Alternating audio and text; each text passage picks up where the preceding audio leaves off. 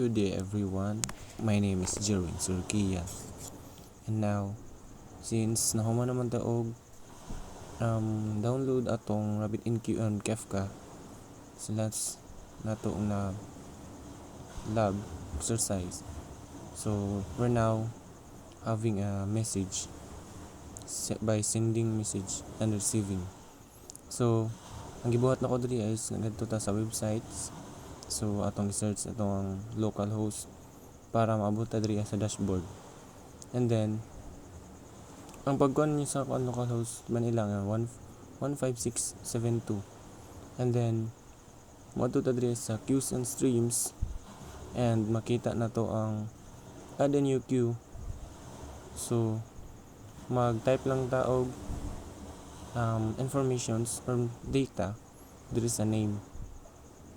Just like sa akong gibuhat diri sa not that if can't that I on queue. So add na to na siya queue. And then naa na siya makita diri sa mga blocks or column. So ato lang i-click ang notification underscore queue.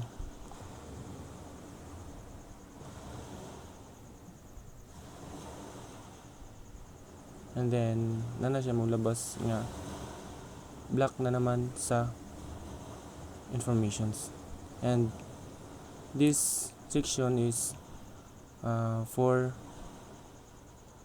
sender or publisher, source of message kumbaga.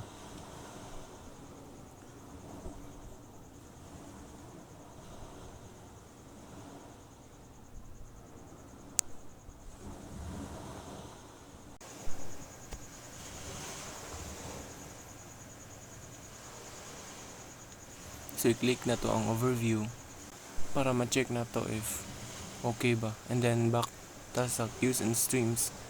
And then i-click na to tong link sa queue notification score queue. And then makita na to diri ang blocks of sending and total. So magbutang ta diri og data or informations para mahatag dito sa sender.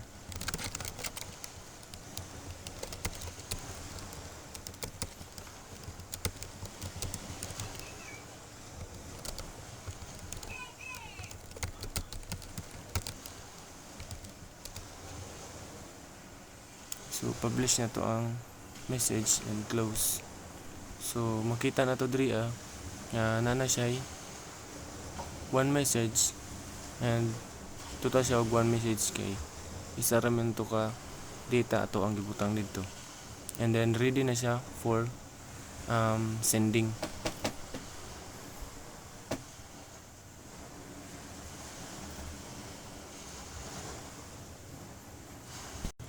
And then ang buhaton na po na to ron, scroll ta sa baba and mag-acta as receiver para makuha nato to ang informations. And mao ni ang buhaton, click na to ang get message. So after na to pag click and then nana siya makita nga 1. So since naginina nakita to ang total 1, so mao ni ang message na to ang nadawat. Nag-act man ta as receiver.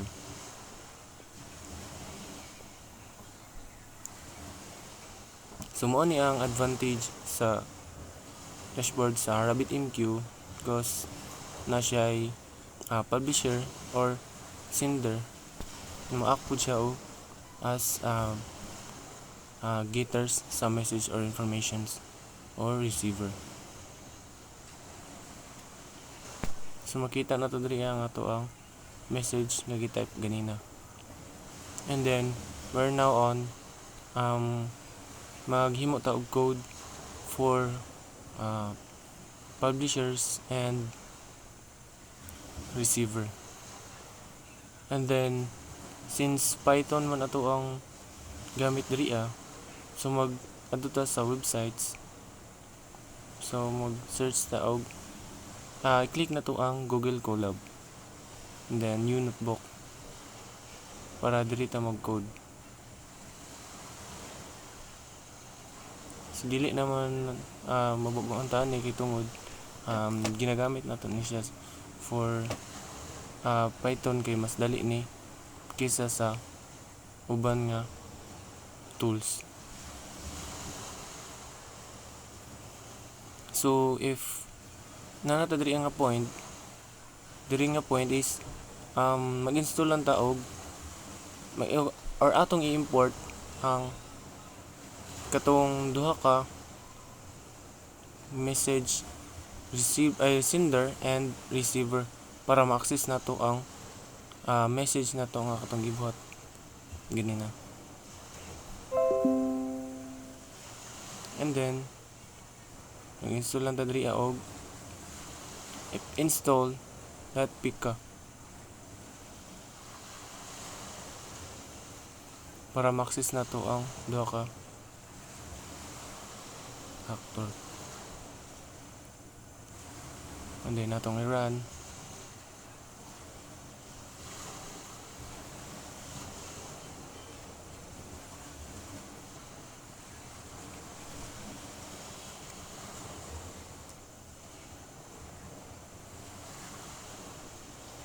So makita na to diri after running. So installing collected package Pika. Successfully installed Pika 1-1.12. So we're ready now sa ato ang code for publisher and code for receiver. So mag-code ta diri og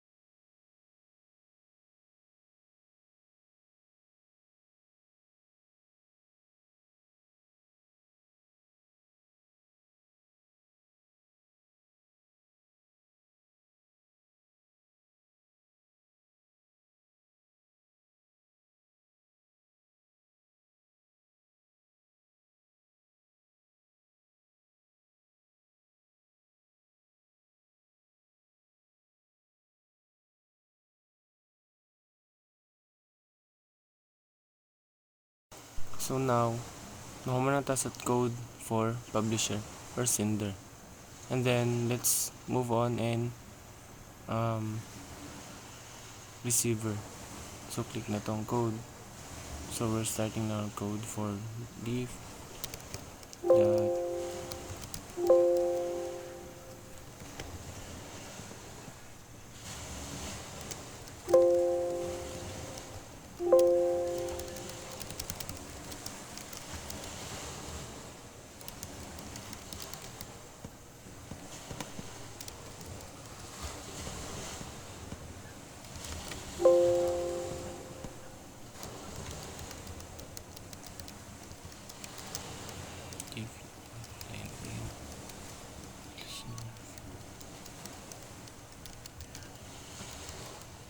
score.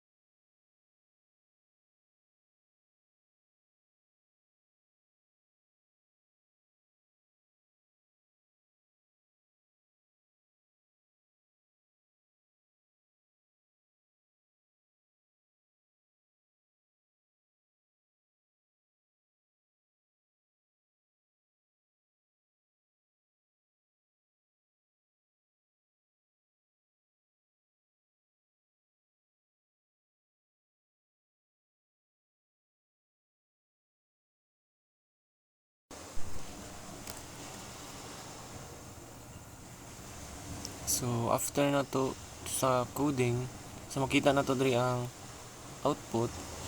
consumer is waiting for message. So hakat kuan message load at run I love you na status success message process. So makita na kanina sa ubos nito makita is access niya gikan sa publisher or sender. And then balik ta sa to ang dashboard. So mao ra gyapon ang iyang status since gi-access lang man nato ganina ang message. So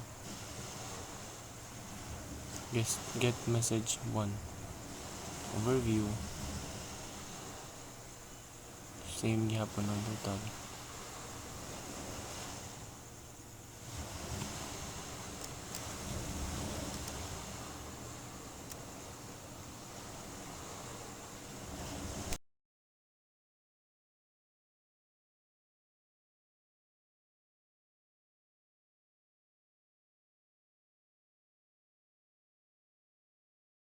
Buhaton na to diri is publish na to ang message since naghimo naman tog code ganina, and then get na to ang message.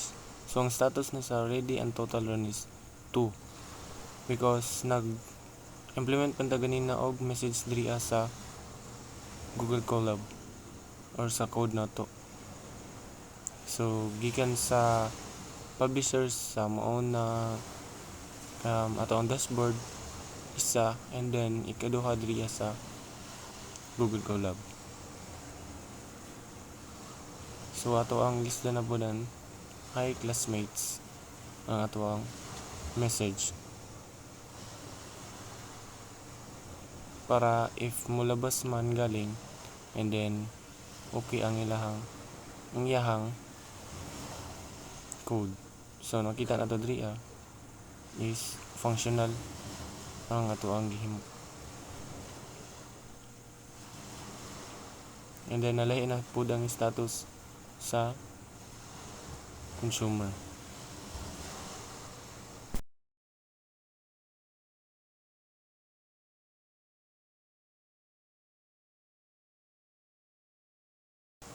After na to sa message, so balik na pud ta sa dashboard. And ato na po ni update and get message. Since nagbago naman ta dito og message na pod. Atong i-publish and then